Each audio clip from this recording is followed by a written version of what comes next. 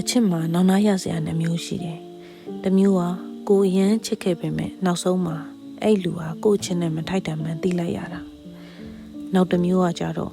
ကိုဘက်ကကောင်းကောင်းမချစ်ခဲ့ပဲနဲ့ဆုံးရှုံးသွားတော့မှအဲ့လူဟာတကယ်ချစ်ရဖို့ထိုက်တန်မှန်းသိလိုက်ရတာ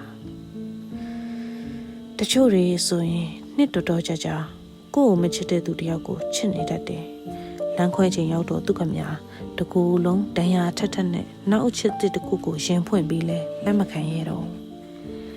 ခဲမှန်မှုတဲ့စာတငယ်လိုမျိုးပေါ့ဒီလိုနဲ့နောက်ဆုံးမှာကိုဟာအချစ်မီးစာလေးတောက်လောင်လာတာနဲ့အလျင်စလိုညှိမ့်ပြလိုက်မိတော့တယ်မျောလင်းချက်မရှိရင်ဆုံးရှုံးမှုလည်းမရှိတော့ဘူးလို့ကိုပြောမိတယ်ဒါပေမဲ့လေမထိုက်တန်တဲ့လူတယောက်ကိုချစ်ခဲ့မိုံနဲ့နောက်ပိုင်းတွေ့ဆုံမှုတိုင်းကိုလည်းမယုံကြည်ဖြစ်နေခဲ့ရင်ဘဝကြီးကနှမျောစရာမကောင်းနေဘူးလားအချစ်ကိုထိုက်တန်လားမထိုက်တန်လားနဲ့မတိုင်းတာမမေးပါနဲ့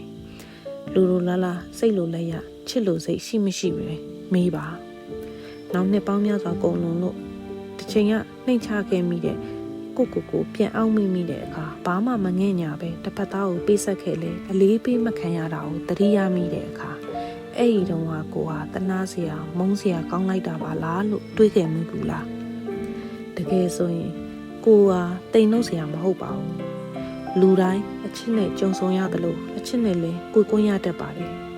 အချစ်မှာထက်မြက်တဲ့နည်းတစ်ခုကတုံအားနဲ့တောင့်ခံနေတာမဟုတ်ပဲအနာတရားမဖြစ်ခင်အချိန်မီလှည့်ထွက်နိုင်ခြင်းပါပဲကိုချစ်တဲ့သူကကိုမိမိကိုယုံကြည်မှုရှိစေတယ်ကိုမချစ်တဲ့သူကတော့ကိုတိမ်ငယ်စေမှာပေါ့ချစ်ဖို့မထိုက်တန်တဲ့သူနဲ့ကြုံလာတဲ့အခါမအပါနဲ့ဒီလောကမှာတွေ့ဆုံခြင်းများစွာရှိပါတယ်မထိုက်တန်တဲ့သူကိုလက်ပြနှုတ်ဆက်နိုင်မှထိုက်တန်တဲ့သူနဲ့ဆုံရမှာပေါ့